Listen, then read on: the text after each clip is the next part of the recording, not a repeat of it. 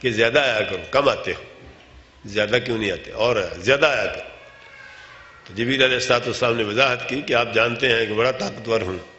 ایک بار آپ نے دیکھا 2 پر پھیلائے ہوئے تھے، پورا ڈھپا ہوا تھا حضرت جبریل علیہ السلام کے 2 پروں نے، اور حضرت جبریل علیہ السلام کے اس طرح کے 600 پر، اور آپ نے میدان طائف میں کہا بھی تھا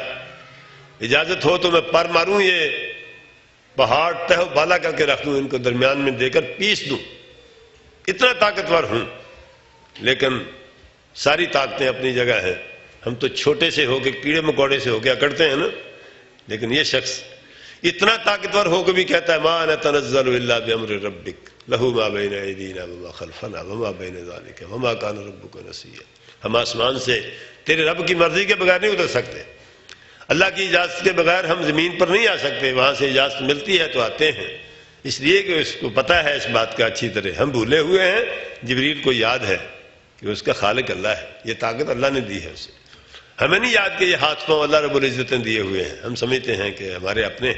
بڑے طاقتور ہیں، اور ہمیں نظر بھی آتے ہیں ہمارے جیسے بے شمار پھرتے ہوئے، اور وہ فرشتوں کا سردار ہے، اور فرشتے کتنے طاقتور ہیں۔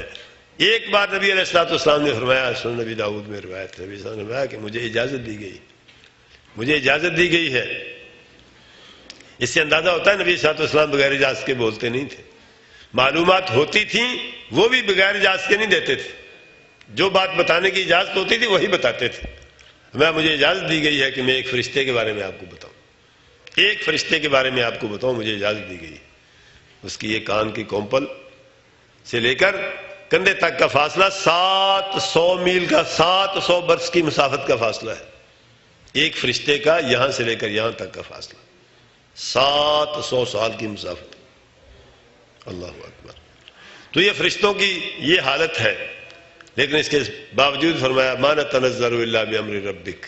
لہ ما بین ایدینا وما خلفنا، ہم تیرے رب کے حکم کے بغیر دنیا میں نہیں آتے، وہاں سے اجازت ملتی ہے تو اترتے ہیں، نہیں اجازت